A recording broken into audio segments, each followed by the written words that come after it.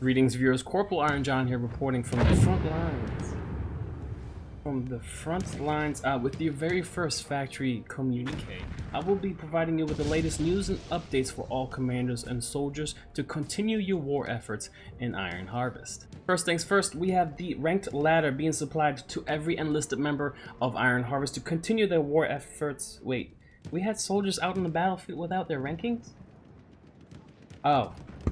That kind of ranking. Iron Harvest has just become more competitive. With the addition of ranked gameplay, your position on the ladder is going to be decided by your skill rating, or SR. There are 6 leagues in total: Bronze, Silver, Gold, Platinum, Diamond, and Master, with 4 divisions in each league. With every match played, you will either gain or lose SR. Earn enough SR and you will be promoted to the next division or league.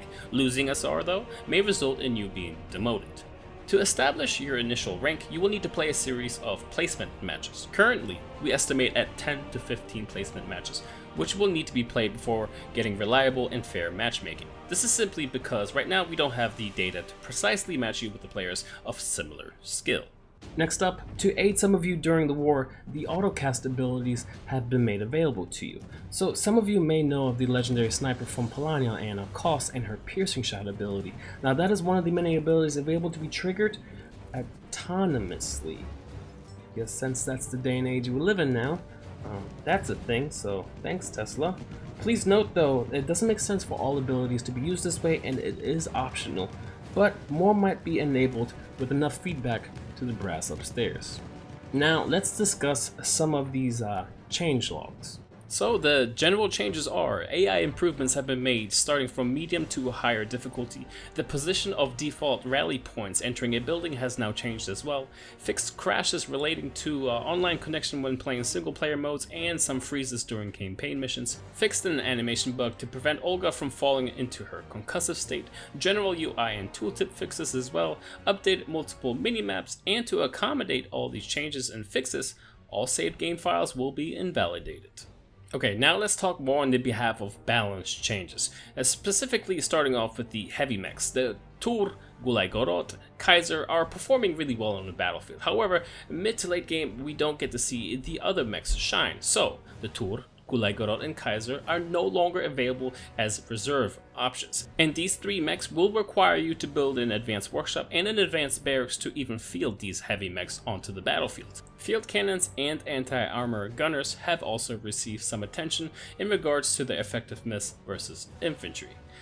We are all aware of some commanders loving to rush the headquarters win condition. However, the engineers have been hard at work to fortify these structures. So moving on, hopefully it'll be a lot harder for some of these commanders to achieve this victory from now on. Reinforce, repair, and heal are all costs that have been affecting the war zone. However, with tweaks here and there ranging from mechs, medic heals, and exoskeletons, we will probably see this used more on the battlefield. Speaking on behalf of Polania, Michał Sikorski has been an invaluable member of the rebellion forces. However, with his recent tweaks, you're going to have to use him slightly differently, as well as his counterparts like the Rycerz, Strażnik, Śmiały, Mocny, and the Łowca have undergone some changes as well. Jumping straight into Saxony's pride, the Brunhilde has been a very powerful hero mech. However, it was hard to utilize her properly.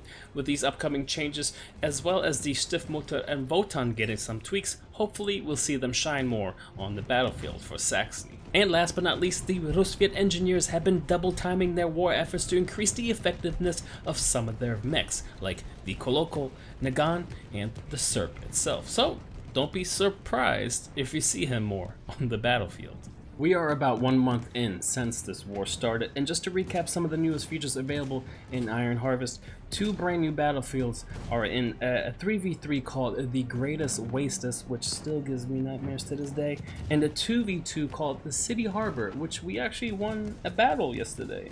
Yay! A new codex is also available to everyone that likes units, stats, lore, and some tutorials just to refresh your basic training knowledge if needed, as well as the co-op campaign, which includes 21 hours of missions so you can co-op and complain and blame to your ally when things go awry. Before we end this segment,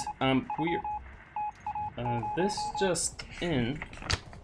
From the brass upstairs, as many of you know, our Kickstarter player survey revealed that most of you wanted the campaign experience to be the focus of our development. With this largely complete and receiving much praise, we can now shift our attention to the multiplayer experience. Okay, alright. The recent map additions is only the beginning, as we assess your feedback and establish our long-term goals for future updates.